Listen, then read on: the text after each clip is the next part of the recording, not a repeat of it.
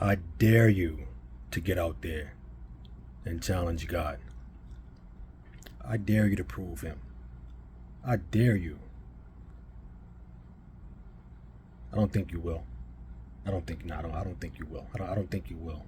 I don't think that you'll hold him accountable for his word. I don't think that you'll try him. I don't think that you'll try to prove him to be one that's honest and true to what he says. I don't think that you'll use your faith to challenge the Almighty. I don't think you'll do that. Oh, you will do that. Well, you're in good company, because I will do that too. And many people like us will do that too. See, we actually believe that we can stop the sun and the moon in their places. We believe that through faith, we can do that, and we can also part the Red Seas of our lives. We believe that the impossible is possible by our faith. You know, the thing with faith is that it doesn't really matter what other people believe. It only matters what you believe. So you'll get mockers, you'll get naysayers, you'll get people that point their fingers, you'll get people that slander, you'll get people that doubt, you'll get people that make fun of you, you'll get people that try to thwart your work, minimize what you're doing, undermine you, dismantle you, discredit you, and if I didn't say laugh at you, laugh you to scorn. You'll get people like that if you're trying something extraordinary and beyond the minds of the faithless. You know, but the thing about faith is that, again, it doesn't matter what they believe. It only matters what you believe. So I dare you, going back to my opening message here, to challenge God. I dare you. I dare you. I dare you to go to him and say, I heard you would do this, or you told me that you would do this, or I dreamt about this, or you gave me a vision of X, Y, Z. Run to God and ask him, will you really do this? Show me, God, that you'll do this for me. Show me that you'll open up the windows of heaven. Show me that you'll do what I can't do in my own strength. That's faith. So faith, I repeat, I didn't actually say this part of it, but faith challenges God even as it challenges you. See, it challenges you to believe, but it challenges God to do what he said he would do. You see, so I would say the greatest challenge with faith is really on you and not even on God, because if he said he can do it, he will do it because he's true, and he can do it because he's almighty. But the challenge with faith is really on you. It's will you believe? Will you believe enough to actually do the work? Will you actually do the work? Because some people believe and they don't do the work, and they wonder why things don't come to fruition in their lives. So faith without works is dead. And works without faith is stupidity. Why would you work without believing? You need both of those to accomplish what God has called you to do, or to accomplish the extraordinary.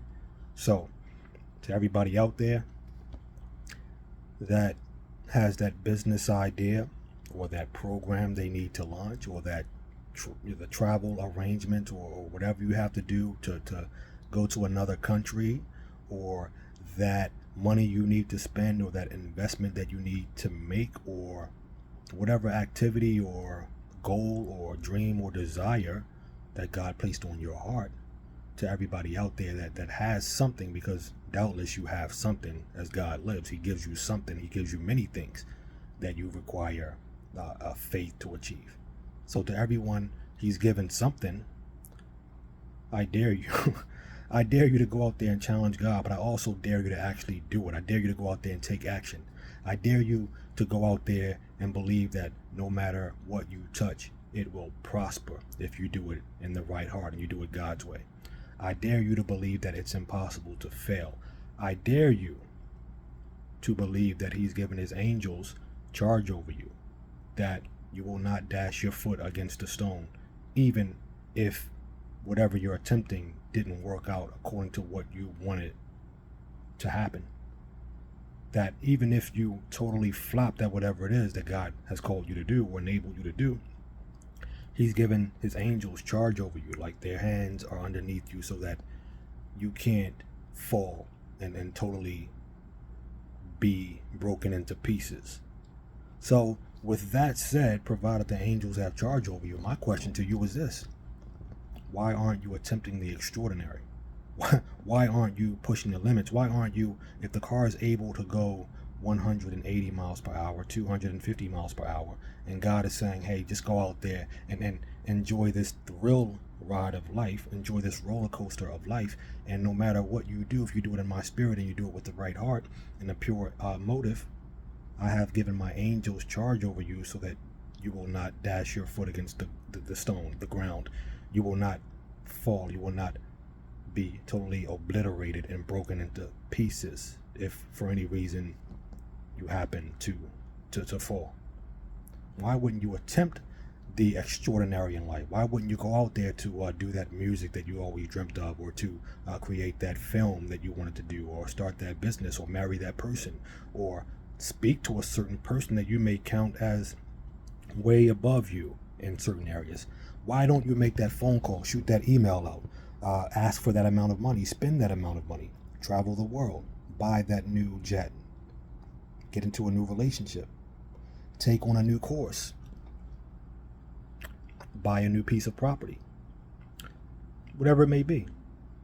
If he's given his angels charge over you that you can't fall, why would you do anything less than the extraordinary? Why would you attempt anything less? See, when people come up from being crash dummies, is what I like to call it. Crash dummies in the sense that you've done a lot in life and you failed a lot and you fell a lot and you hit that ground, and that ground felt really uncomfortable, right? You may have lost a lot of money. It put you in a really tough situation. You were, inconvenienced, and you faced some difficulties in life. That's kind of like what I call the ground or the pit, right?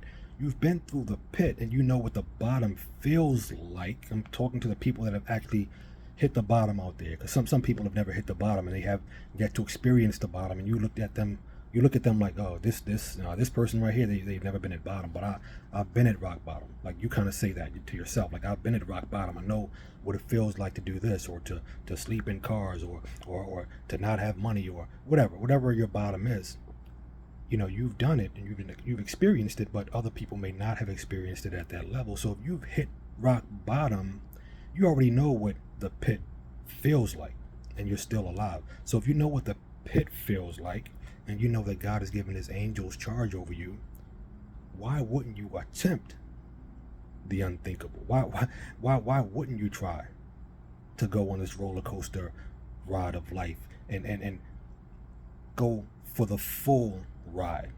Stay on till the end. Why not ride it back to back to back to back to back? Why not push that car to 250? I'm not saying you should push your car to 250, but in this car of life, this roller coaster ride of life, these thrills and the excitement of doing new things and being good, godly, productive people, why not push the limit? If you know that angels have charge over you, and if worst case scenario, if you happen to hit the ground, which you clearly will not because the angels have charge over you, but if you hit the ground, you've already been at rock bottom. You know how to bounce back. Rock bottom can't kill you. Rock bottom can't kill you, right? So this is to all my creators out there, my innovators, you business moguls in the making, you world influencers, you up and coming leaders, you people that are under the spotlight, under the radar right now, that have not yet been revealed, or you people that may be revealed, that may be out there doing your thing, but you're not like the headliner of the show. You've always been in second place. You've always been the one that announced somebody else. To you people, I think it's time for the extraordinary to come out in you. So I dare you to go out there and hold God to his word. I dare you to ask him for specific direction on how to do something. I dare you to push the limit. I dare you to talk to somebody that is outside of your income bracket that you never imagined you would even be in their company. I dare you to explore new industries. I dare you to spend money on something that could literally bankrupt you if it failed. Spend money on it. I dare you, if God leads you to it, right? If he puts it in your heart and you have the faith, he gives you that faith to do it. I dare you to go out there and do it. Even the mustard seed of faith. I don't even know what a mustard seed looks like, I don't think. But guess what? Even though I don't technically know what it looks like, all I have to do is have it. And I have it by God's grace. And that mustard seed of faith allows me to achieve one thing after the other and go out in boldness and do whatever work God calls me to do. So even if you have the mustard seed level of faith, whether or not you've ever seen a mustard seed, and I've seen packets of mustard, I've seen mustard in jars, but a mustard seed, that's not native to my culture, to where I am. We don't deal with mustard seeds. We deal with mustard, okay? Where I am, maybe where you are, they deal with mustard seeds. But the bottom line is that all you need is that level of faith to go out there and have whatever it is God has given you to have. But it takes the work as well. Any work that God leads you to do, have the faith and have the work behind it. Because you can talk about faith all day, but if you don't put action to it, that's just, it's just a meaningless word, faith. Faith without works is dead. So you got to have action behind that faith, and whatever action that God leads you to. It could be an action of you going out there and doing something to grow your business, but it could be an action of God saying, I want you to sleep today. I want you to rest on it. I want you to just stand still and see my salvation. That's what faith could really be. So you ask him for direction, him being the Almighty God, and you do whatever it is he wants you to do by your faith. So I'm getting this in my spirit. God is saying, prove me. Prove me. He wants you to try him. Take him at his word. I dare you to take his promises to him. I dare you to take his promises to him. Anything that he's promised you in his word, or anything he's promised you just directly by way of him speaking to you, or him speaking to your spirit, or him putting something in your spirit, or him giving you a dream or a vision, right? Or something you've heard and you confirm that it was of God. I dare you to take that to him and prove him whether or not he'll do it for you if you go in faith. So, I don't know why I just decided to come on today to share this word on faith. I didn't even expect to speak about faith. Didn't really expect to do a video today, but I know it is intended to encourage you to step up and do something extraordinary, because your faith is not dependent on what other people believe. It's really dependent on what you believe. All right, so this is David, about to sign out here, and I want to invite you to visit my website at revive-movement.com. Check out my social media icons at the top and follow me on every single social media channel that I have. It's a movement to revive the nations. Okay, that's what my movement is all about. Revive-movement.com. But in addition, if you have LinkedIn, visit my LinkedIn group. It's called The Empowerment Zone. The Empowerment Zone. Look us up under groups and on LinkedIn. It's called The Empowerment Zone. You can also visit my URL for that group. It's bit.ly/the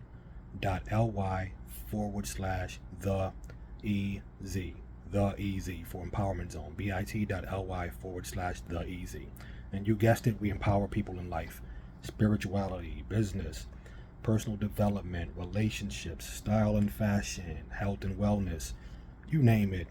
The right habits for success, everything like that. An amazing group, and we're doing some big things with it in the coming weeks here, so you definitely want to stay tuned to that. So I'm done, man. I don't know what else to say, but just keep that faith and just go try the extraordinary. Do the extraordinary, because God is with you if he gave it to you. Don't be afraid to crash. The angels have charge over you. I'm out. Talk to you soon. Love you much. This is David.